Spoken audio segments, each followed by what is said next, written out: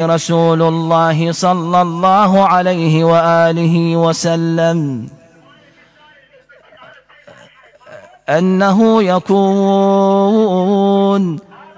في العشر الأواخر من شهر رمضان المبارك يقتلني ابن ملجم المرادي، فقلت يا أبتاه إذا علمت منه ذلك فاقتله.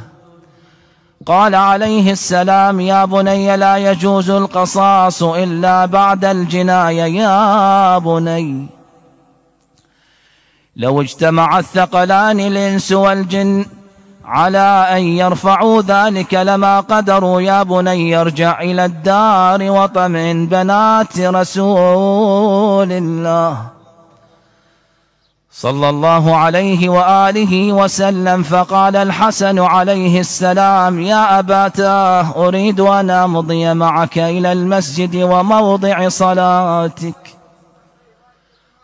قال له الإمام: بني أقسمت بحقي عليك وبحق جدك رسول الله صلى الله عليه وآله إلا ما رجعت إلى الدار. فرجع الإمام الحسن عليه السلام فوجد أخته أم كلثوم واقفة خلف الباب تنظره، والإمام أمير المؤمنين عليه السلام قد دخل المسجد، وكان عدو الله ابن ملجم متخفيا في بيوت الخوارج يتحين الفرصة بأمير المؤمنين.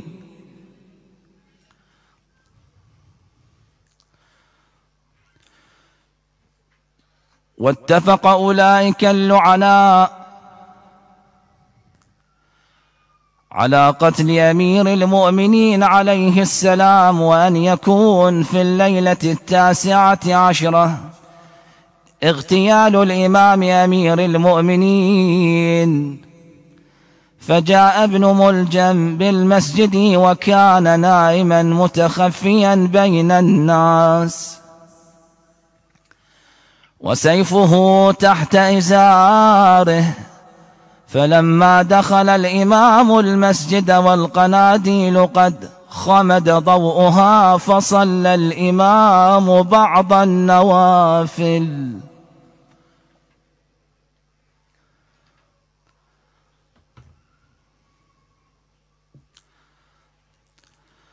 ثم حان وقت صلاة الفجر، فصعد الإمام على المأذنة وأذن للصلاة، وما بقي دار من أهل الكوفة إلا ودخله صوت الإمام عليه السلام، ثم نزل من المأذنة وهو يسبح الله ويقدسه ويكبره ويحمده ويكثر من الصلاة على النبي وآله الأبرار.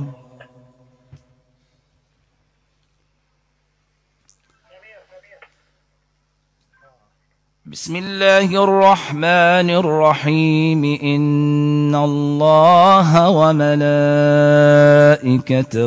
يصلون على النبي يا أيها الذين آمنوا صلوا عليه وسلموا تسليما.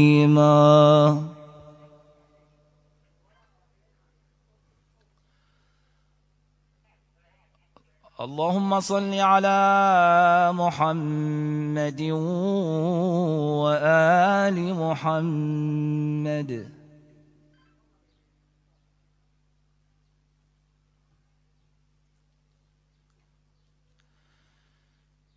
سبحان الله والحمد لله ولا إله إلا الله والله أكبر ولله الحمد.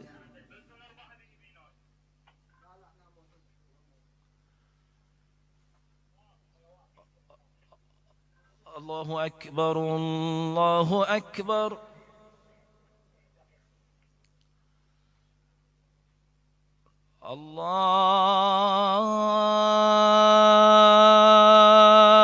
الله أكبر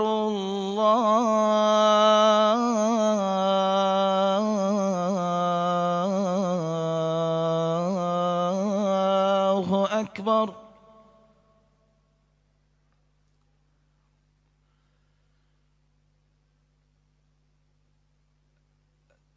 أشهد أن لا إله إلا الله.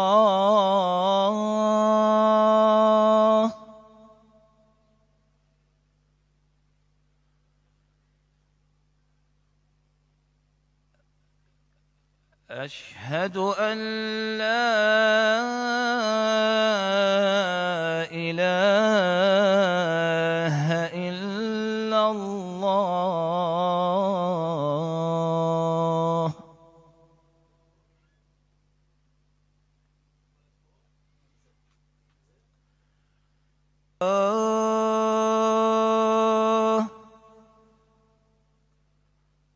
صلى الله عليه وآله وسلم.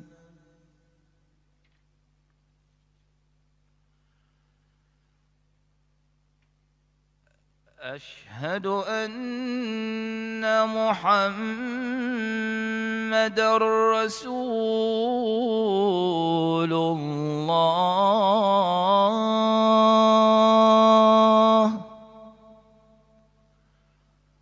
صلى الله عليه وآله وسلم.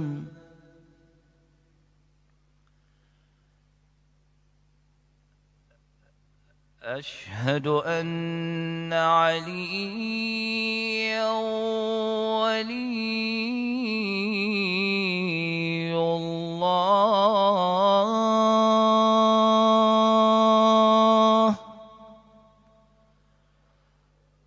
صلوات الله وسلامه عليه.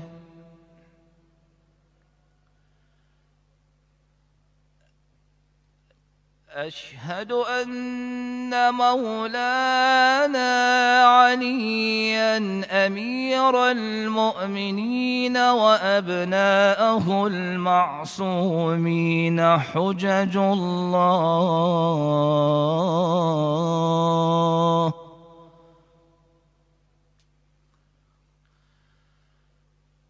حي على الصلاة.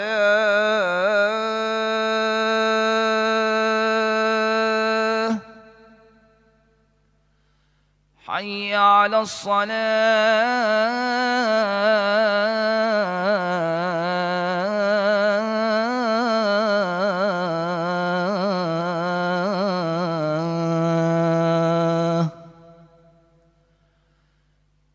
حي على الفلاح.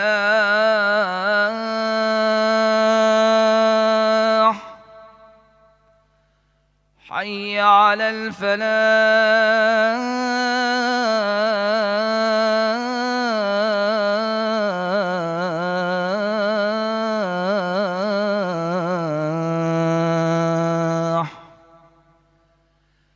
حي على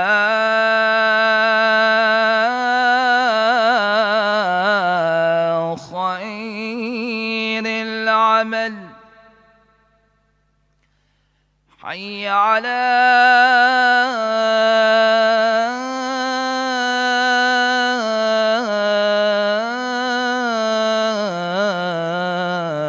خير العمل.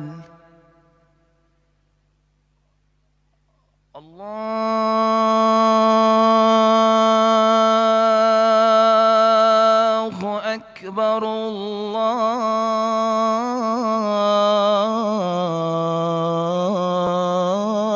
الله أكبر.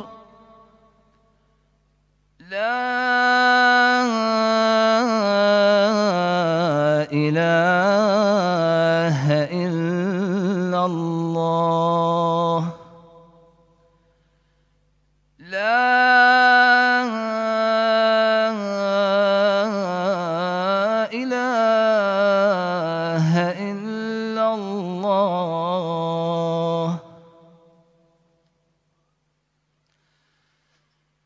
وما بقي دار من أهل الكوفة إلا ودخله صوت الإمام ثم نزل من المأذنة وهو يسبح الله ويقدسه ويكبره ويحمده ويكثر من الصلاة على النبي وآله الأبرار.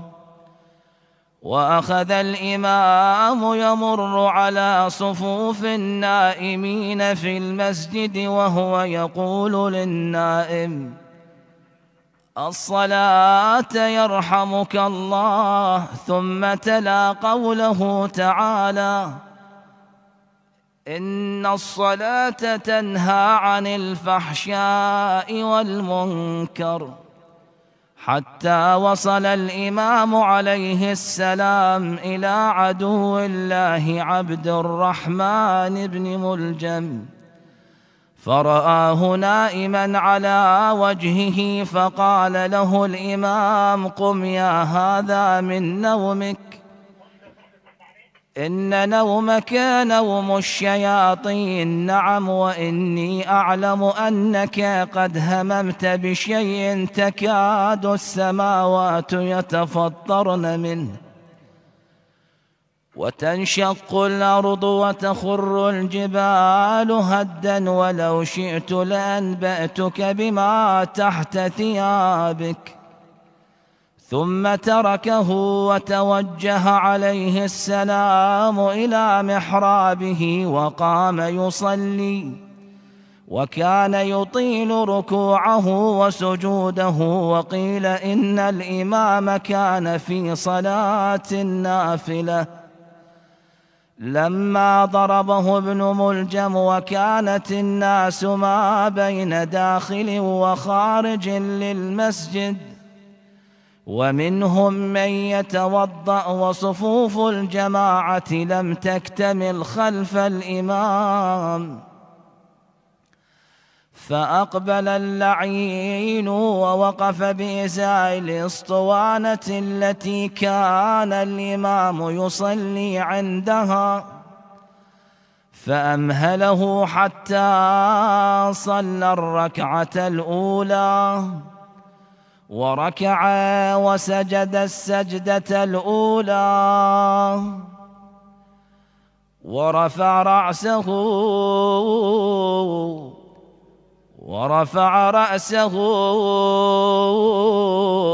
من السجود. عند ذلك أخرج اللعين سيفه وضرب به إمامنا أمير المؤمنين على رأسه المقدس. أيوا سيداه وعلياه، أيوا مظلوما، رحم الله من نادى وشهيدا. فوقعت الضربة في مكان الضربة نفسها التي ضربه بها عمرو بن ود يوم الخندق في رأسه، ونزل السيف إلى مفرق رأسه الشريف إلى موضع السجود، فصاح الإمام عليه السلام: فزت ورب الكعبة، قتلني ابن ملجم، قتلني ابن اليهودي. أيها الناس لا يفوتنكم ابن ملجم. واجتمعت الناس عند مولانا أمير المؤمنين عليه السلام، واصطفقت أبواب الجامع، وضجت الملائكة في السماء، وهبت ريح سوداء مظلمة، ونادى جبرائيل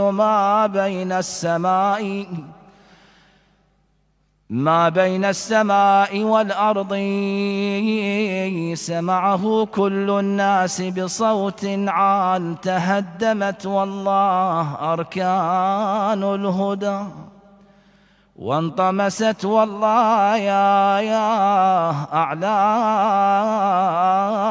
التقى، وانفصمت والله العروة الوثقى. قتل علي المرتضى، قتل ابن عمي المصطفى، قتل الوصي المجتبى، قتل سيد الأوصياء، قتله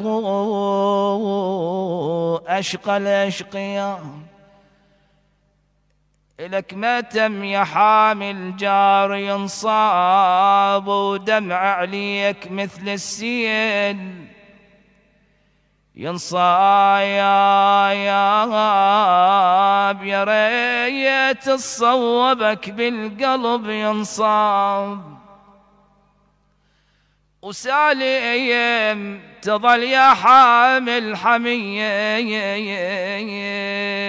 الله يناعف جعت قلبي ومرت، يا ريت صوتك لا علي. مرية وسمعت كان عودي ما تمم بمحراب سجدت. الله يا هالناعي الناعف جعتنا بهذا المصاب.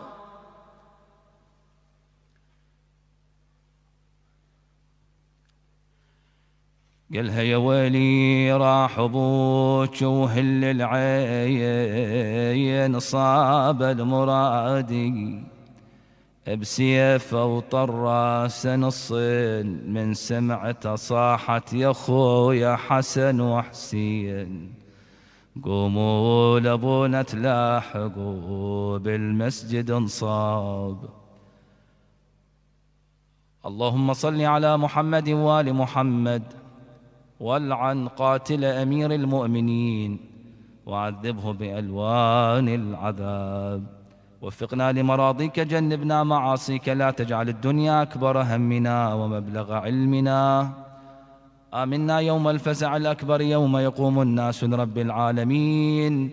بسم الله الرحمن الرحيم. اللهم كن لوليك الحجة ابن الحسن صلواتك عليه وعلى آبائه في هذه الساعة وفي كل ساعة، وليا وحافظا وقائدا وناصرا ودليلا وعينا، حتى تسكنه أرضك طوعا وتمتعه فيها طويلا. اللهم أحينا على ما أحييت عليه علي بن أبي طالب عليه السلام، وأمتنا على ما مات عليه علي بن أبي طالب عليه السلام.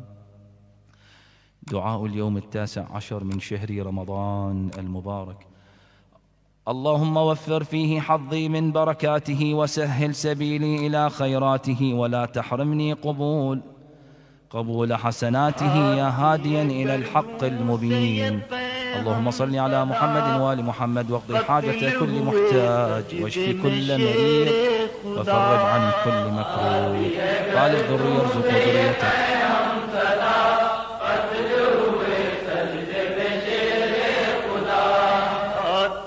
गर्दों से ये पैगम सदा, कत्ल हुए सजदे में शेरे खुदा।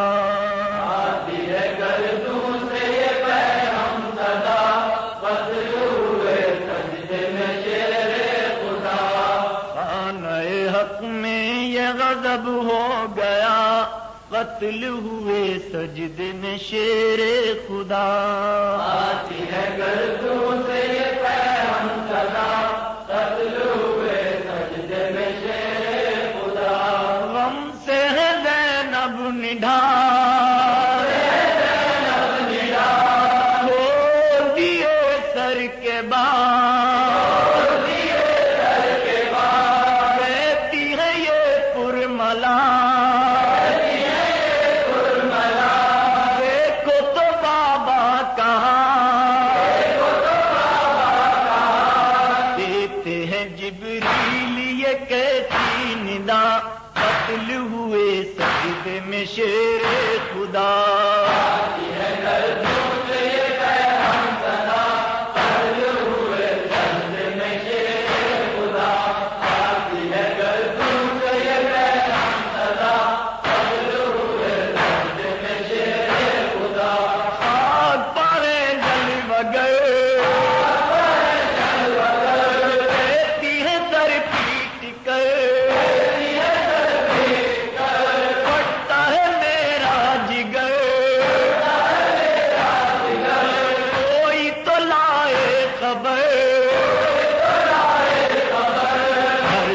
खुदा के ये सितम क्या हुआ, कत्ल हुए सजदे में शेरे खुदा।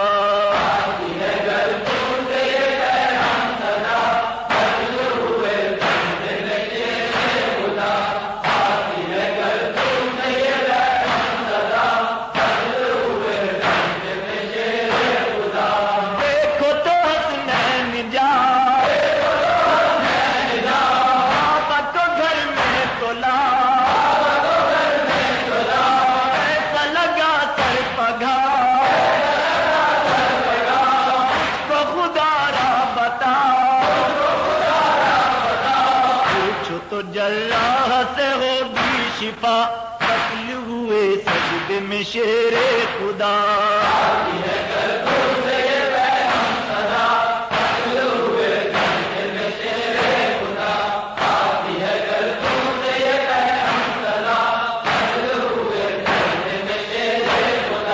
नश्तरे गम दिल पखा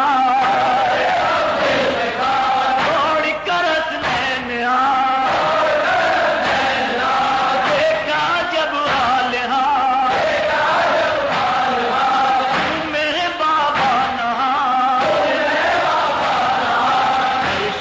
तार्श है मैं शरबता, कत्ल हुए सजदे में शेरे खुदा।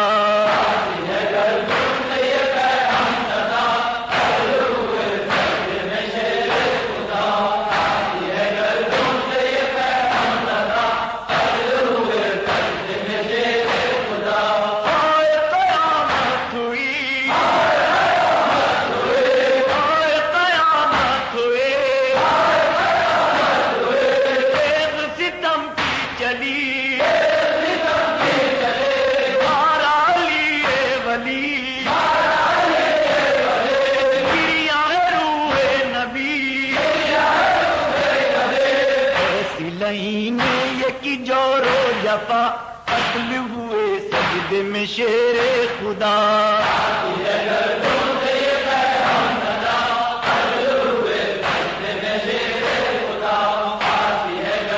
बिस्मिल्लाहिर्रहमानिर्रहीम। अल्हम्दुलिल्लाहि रब्बिल आलमीन,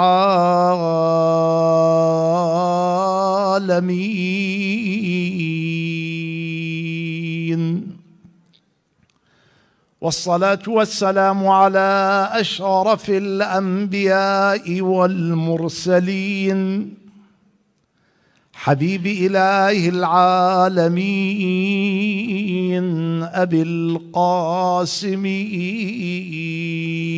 محمد، اللهم صل على محمد، صلوات الله وسلامه عليك يا سيدي ويا مولاي يا رسول الله.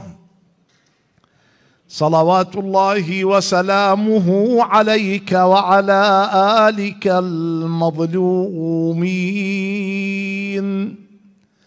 فاز من تمسك بكم وأمن من لجأ إلى حصنكم. يا ليتنا يا ليت كنا معكم سادتي، فنفوز فوزا عظيما.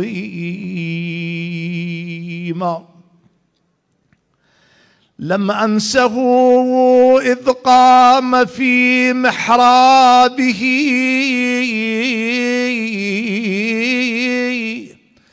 وسواه في طيف الكرى يتمتع، فانسل يستل ابن ملجم سيفه متخفيا والليل داج أسفع، وتقحم النهج الوسيع ورجله بالرعب تعثر حيث ضاق المفزع، والمسلمون تزاحموا في أخذه. وعليه قد سلوا السيوف وأشرعوا ونعاه جبريل ونادى بالسماء ونعاه جبريل ونادى بالسماء وعليه كادت بالنداء تتقطع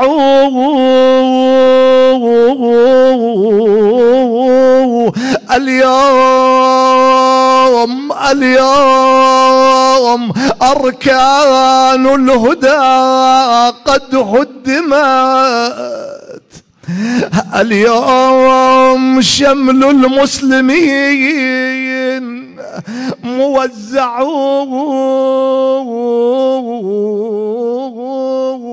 اليوم قد قتل ابن عم المصطفى اليوم قد قتل ابن عم المصطفى اليوم قد قتل الوصي الأنزع لم أنس زينب وجسمه من حيث مفرقه الشريف ملفع فغدت تخضب شعرها بدمائه وعليه تبكي بالدموع وتجزع بويا بعيد البلا بشتلك ينادون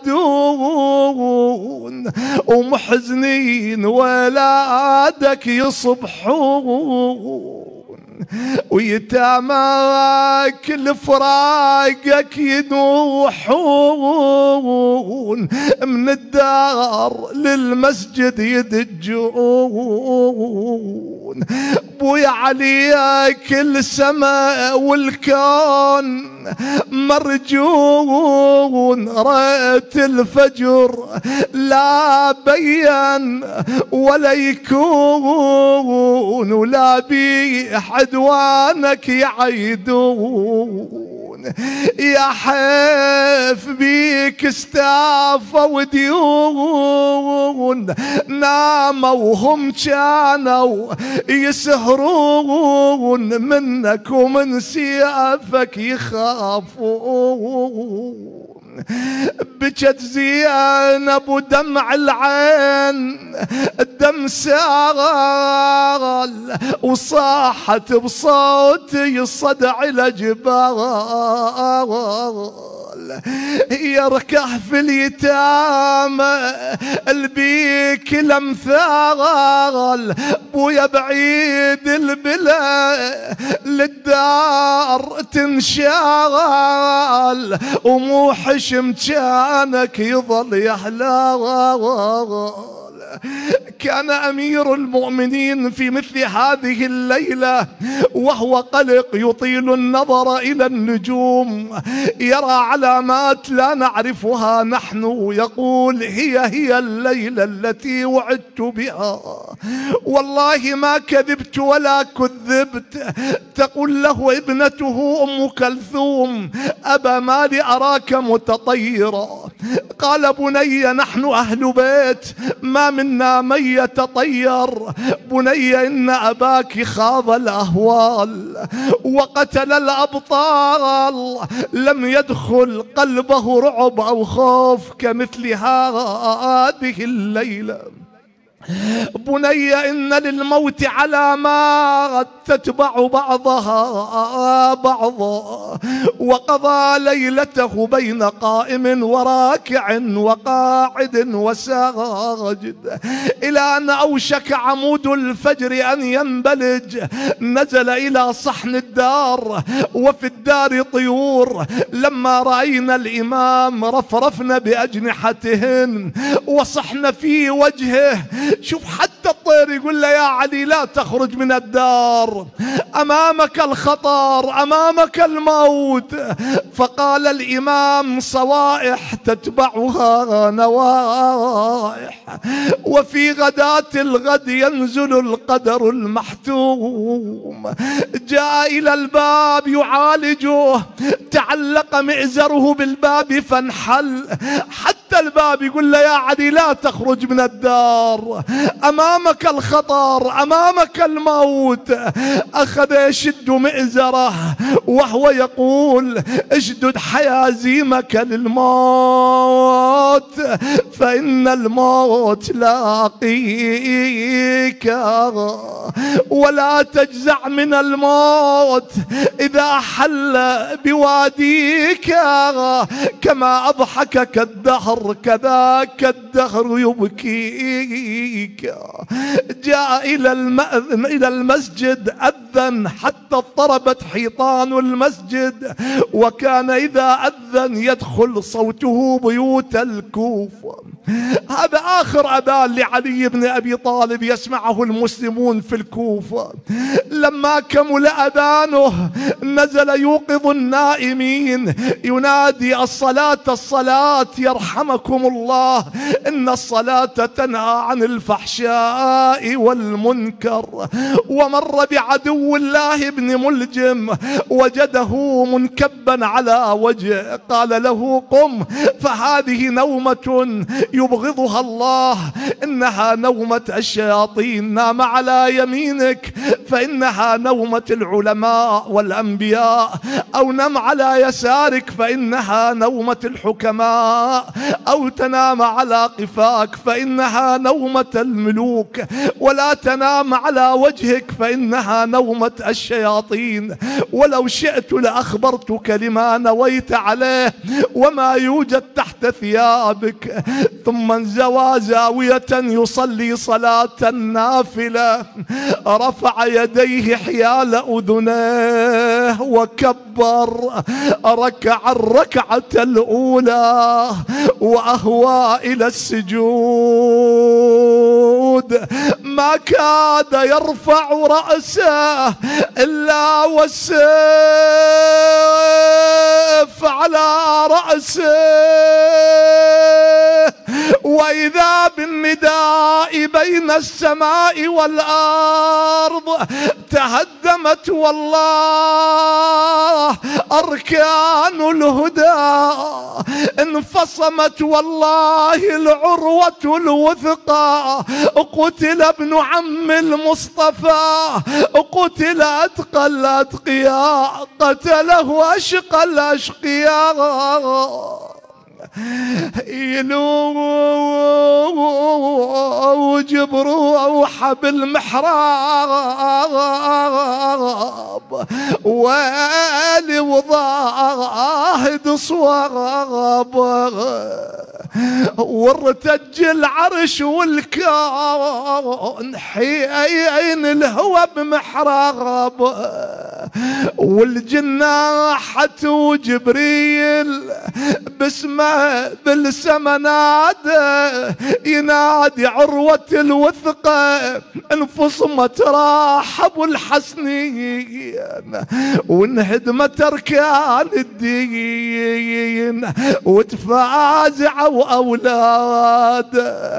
لقاه يلوج بالمحراب ويجذب الون، يا بس سويت بي اين يا ابن ملجم، ضربت بسيف الناجع بالسم، والحسين من عقبة يتم يهل دمعته فوق الوجه ندم.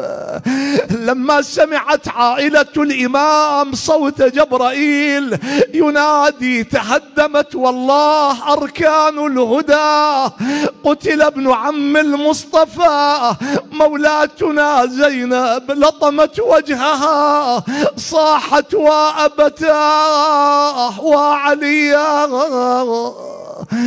أنا نايمة وبحيلوتي النوم، ولأن إلهم نادي يصيح الثوم أبوك ينطبر والسيف مسموم صوابك ألف ما يقدر يقوم.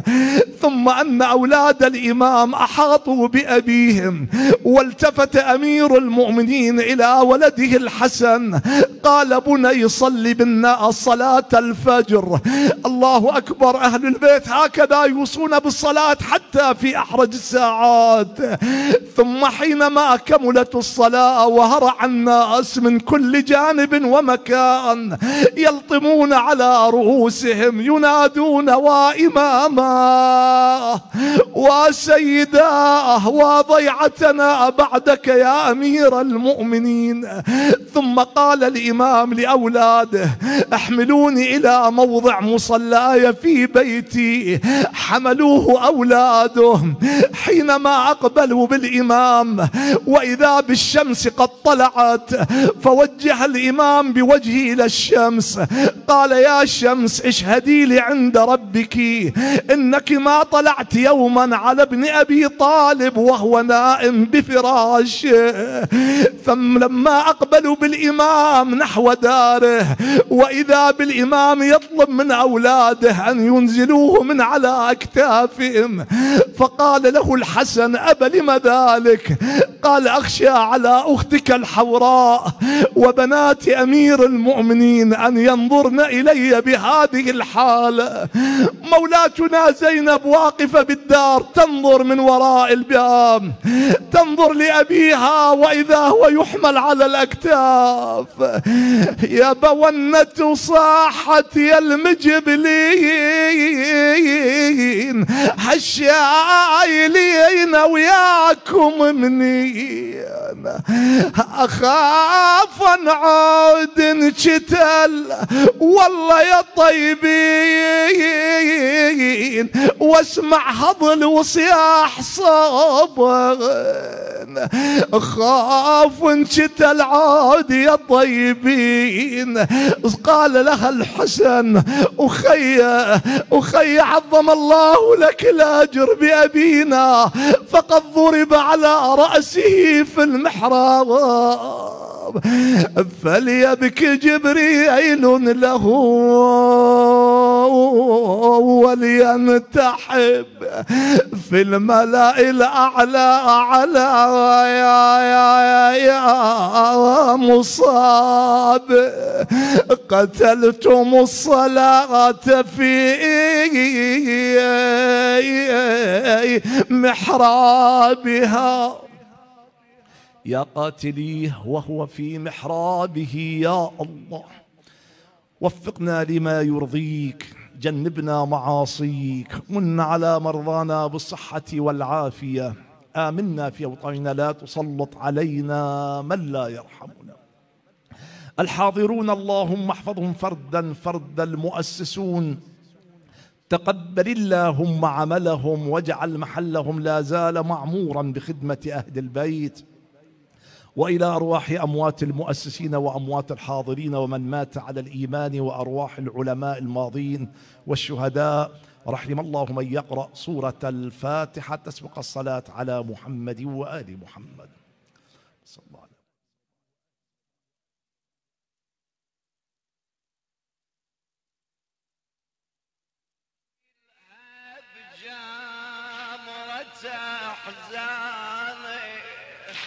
وصيوان الهدايا انهدت اركاني، وصيوان الهدايا انهدت اركاني، دين الرسول تهدمت اركانه حين هوى الكرار في محرابه.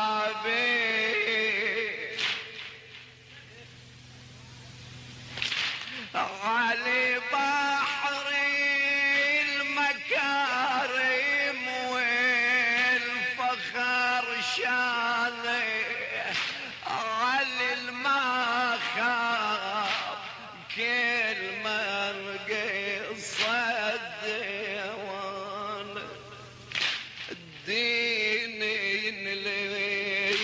لجمتي جروحه والحيدر نصاب نوحه الدين لجمتي جروحه والحيدر نصاب نوحه اي نوحي وين لخضابك لا يتلا يمس يا حيدر يا بارك الله بيك بلا عتقى ما شاء الله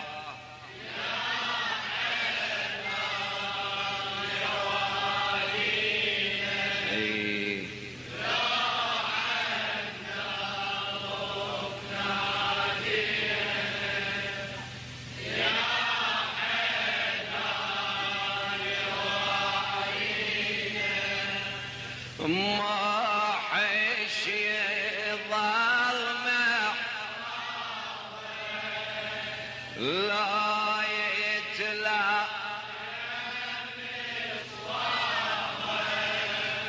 يا حيدر خالد ممنون وخالد ممنون وخالد اللي على الكون تلهب جامرة أحزاني وصيوان الهدايا هدت أركان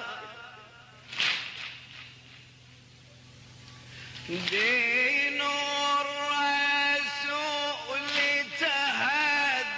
تهدمت أركانه حينها والكرار في محرابه على بحر المكارم والفخر شانه على المخاب كل من قصد ديوان الدين ليك متي جروحه والحيدر نصاب نوح الدين اللي جمت الدين اللي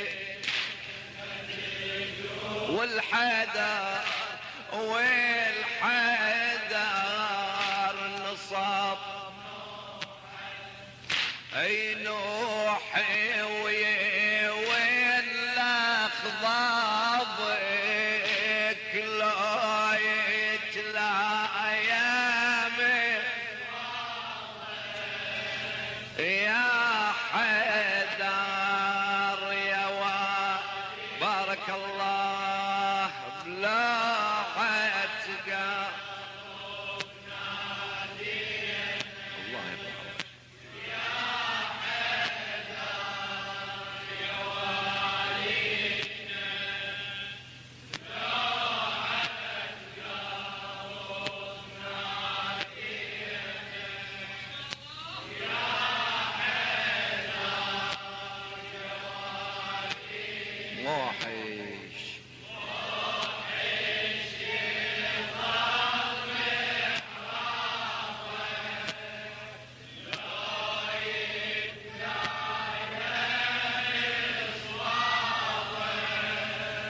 يا حيدر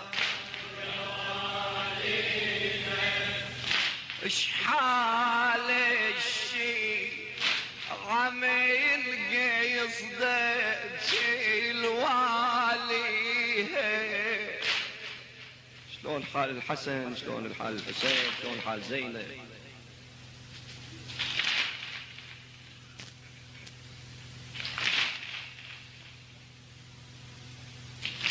اشحال الشي عم ينقص الواليها تفسر الصخر ونتها وبواشيها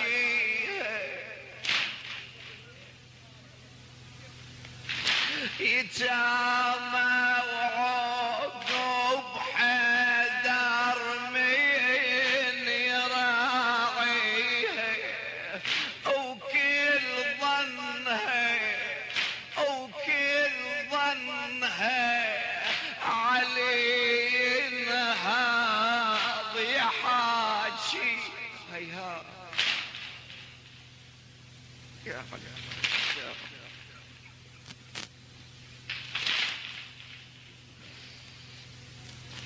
أو كل ظنها علينا ضيحاشيها تصيح بحسرة وبلوعة ونظرها فاضت دموعه تصيح بحسرة وبلوعة ونظرها فاضت دموعه تجي منا يا احبابك لو يتلايم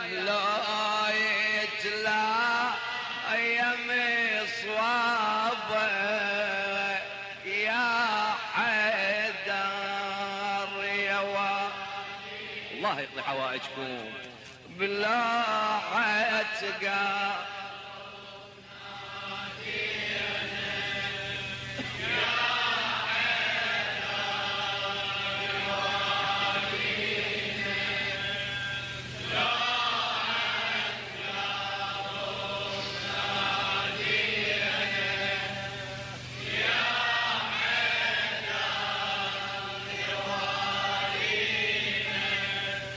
ما حش يظل محرابك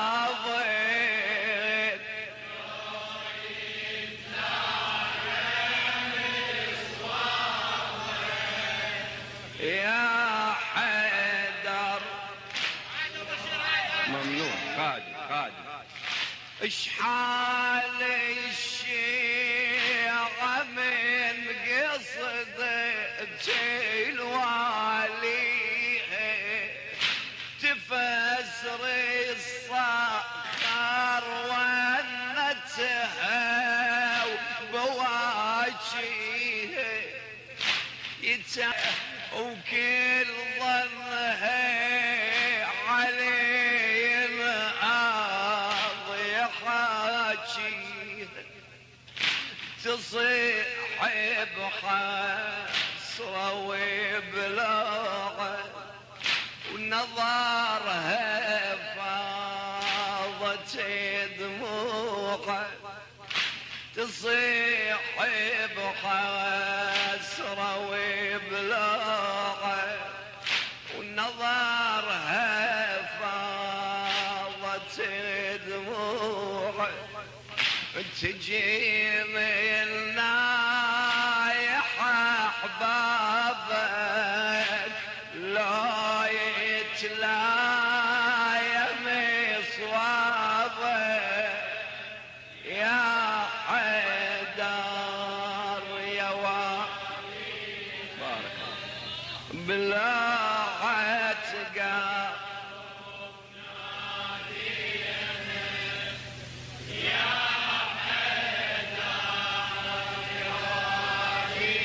الله يقضي حوائجكم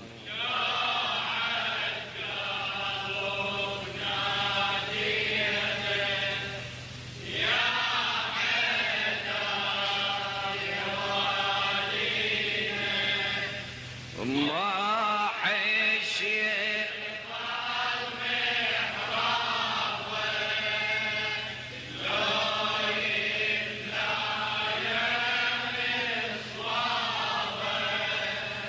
يا حيدر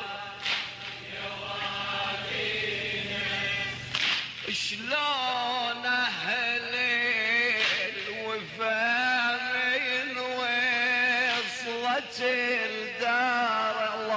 ارزقنا زيارته يا الله. شلون اهل الوفا من وصلت الدار تدق على راس والعبرات تتجاري، تريد تشوف حيدر شم يا اخباري اولا نجرى حدا تتفا.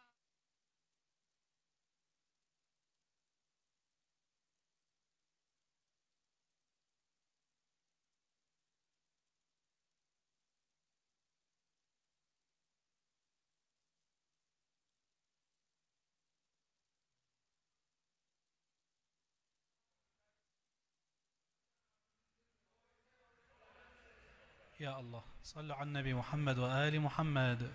कर दूं से ये पैगम सदा कत्ल हुए सजदे में शेरे खुदा।